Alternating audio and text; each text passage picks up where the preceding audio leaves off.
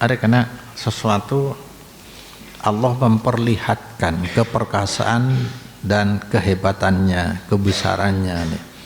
Maka banyak, maka tafakkaru fi khalqillah wa la tatafakkaru fi dzatihi. Jangan berpikir tentang Allah, tapi cukuplah kamu memperhatikan ya makhluk-makhluk Allah. Banyak di sana keajaiban-keajaiban, ketetapan, keteraturan, ketertiban yang tidak mungkin kecuali ada yang mengkehendaki, ada yang mengatur. Ada termasuk salah satu Ashabul Kahfi bisa tidur selama 309 tahun. Bayangkan, sampai generasi berganti beberapa generasi. Lama ulbisu minal mahabati wadza'ri, saampona dikenakan ya, pasang, pakaian ya, pasir Ashabul Kahfi al-fityah dari rasa takok ben ngeri, li alla yadnuwah minhum ahadun wala tamassahum yadu lamisin, supaya tak nyemak minhum dari Ashabul Kahfi al-fityah pasir situng orang bentak nyentuh hum de al-fityah panapatana nga orang senyentuh hatta yabluwal kitabu ajalah sing kedep panapa yang tertulis takdir ajalahu de timpunah alkitab lai tulis lah. Jadi hakikatnya kita ini karena setia, cuma kita harus saddidu wa qoribu ya. Bagi para santri, saddidu wa qoribu. Ikuti saja syariat, dekati ketaatan kepada Allah. Semuanya beres deh. Allah sudah merancang semua untuk kita. Maka yang kemarin dikatakan, kalau perjuangan mau berhasil, itu hanya Allah mempertemukan perjuangan kita dengan takdir yang sesuai dengan yang kita harapkan. Takdir Allah yang berlaku.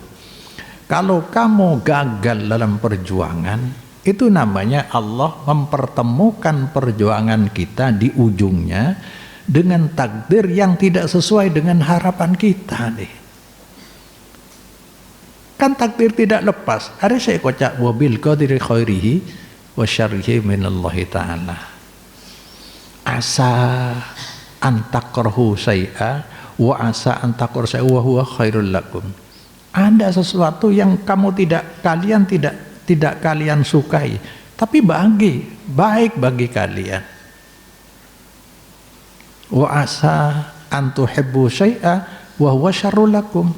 Ada sesuatu yang kau ingini deh, kau ingini, kau cintai, tetapi itu buruk akibatnya untuk kamu, tidak baik, maka Allah tidak diberikan.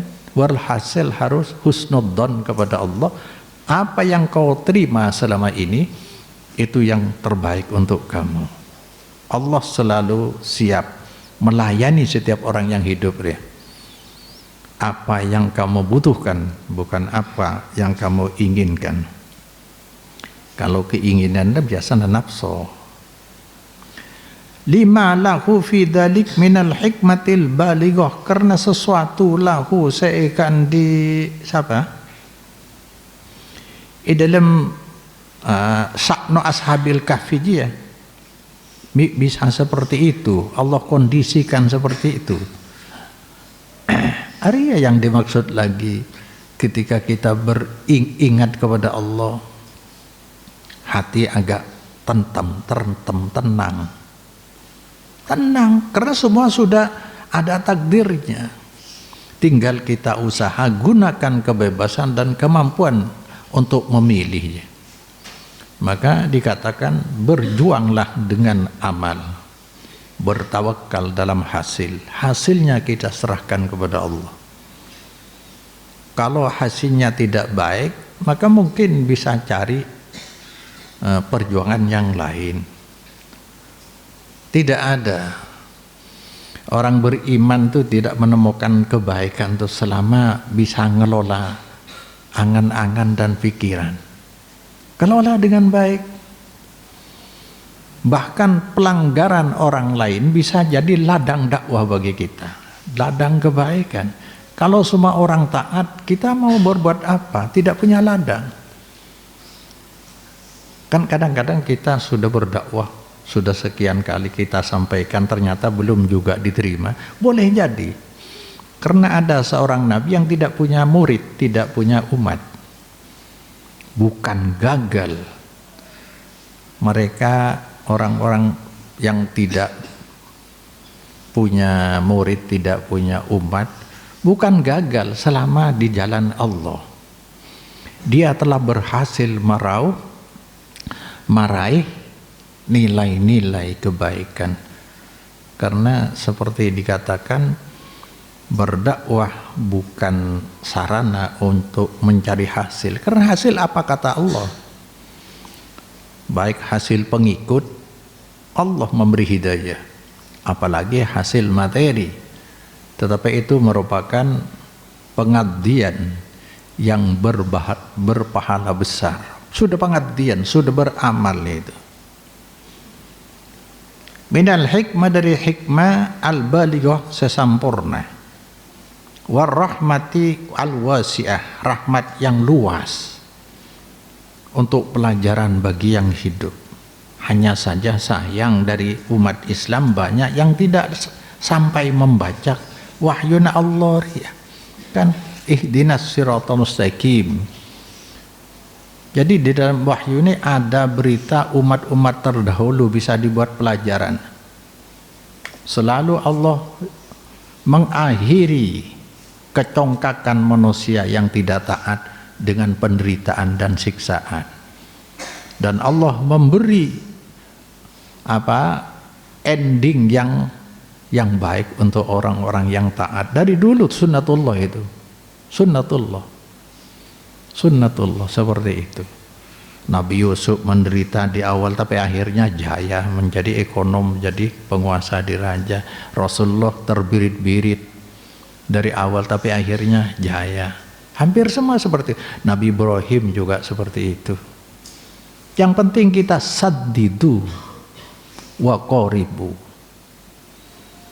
penuhi tuntutan dan tuntunan syariat. Sudah di jalan syariat. Kalau sudah di jalan syariat, apapun yang terjadi itu bagian dari ujian hidup yang akan memperkaya rasa. Orang yang banyak ditimpa penderitaan ini biasanya menjadi orang yang tangguh, kuat, jiwanya kuat.